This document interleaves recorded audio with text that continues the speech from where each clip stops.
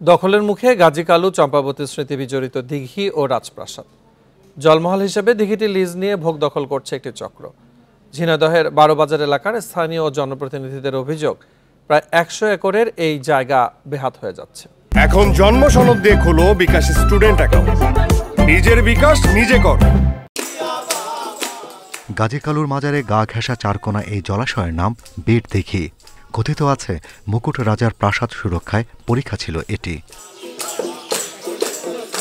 লোককথা অনুযায়ী এই মুকুট রাজাকে পরাজিত করেই রাজকন্যা চম্পাবতীকে বিয়ে করেন গাজী পীর। মৃত্যু তারা এখানেই ছিলেন ভাই কালু পীরকে সঙ্গে নিয়েই। প্রাসাদের দক্ষিণে তাদের কবর, আর সেই দিঘির মাঝখানেই কালের সাক্ষী হয়ে আছে প্রাসাদের ভগ্নাবশেষ। তবে প্রাসাদ ঘিরে থাকা এই দিঘির তত্ত্বাবধানে নেই প্রত্নতাত্ত্বিক অধিদপ্তর, আর এতেই ভোগ দখল করছে একটি মহল। আমরা দেখতাম যে এখানে এই বিল্ডিং ছিল, ভাঙাচুরো আর কি, এসব ঘরদূর পড়েছিল ওই মাঝামাঝি। এনাদেরকে বলা হয়েছে মূল খতিয়ানপত্র দেখাতে আমাদেরকে। আমি এমপি মহোদয়কে বলা হয়েছে। 3 সাধকের স্মৃতি বিজড়িত এই জায়গাটি দখল হওয়ার শঙ্কার কথা জানাচ্ছেন গাজী কালু মাজারের ভক্ত খাদেমরা।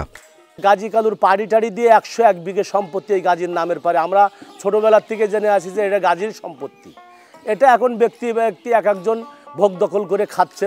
তবে এই নিয়ে প্রত্নতত্ত্ব অধিদপ্তরের বক্তব্য, ঐতিহাসিক এই স্থানটি তাদের তালিকাভুক্ত নয়, সে কারণেই জলমহল হিসেবে দিঘিটি ইজারা দিয়েছে জেলা প্রশাসক। দিঘিটা আমাদের না, আমাদের ভিতরে তালিকাভুক্ত আমরা করি নাই, যেহেতু জলমহল ওটা প্রশাসনের সাথে আপনি একটু কথা বলে দেখতে পারেন।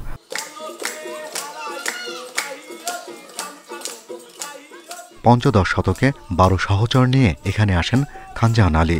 তাঁর পত্তন করা শহর মোহাম্মদাবাদের নামই এখন 12 বাজার। এখানে 1993 সালে খননে পাওয়া যায় 15টির বেশি প্রত্নতাত্ত্বিক নিদর্শন। Shahriar Anirban, independent news, Dhaka.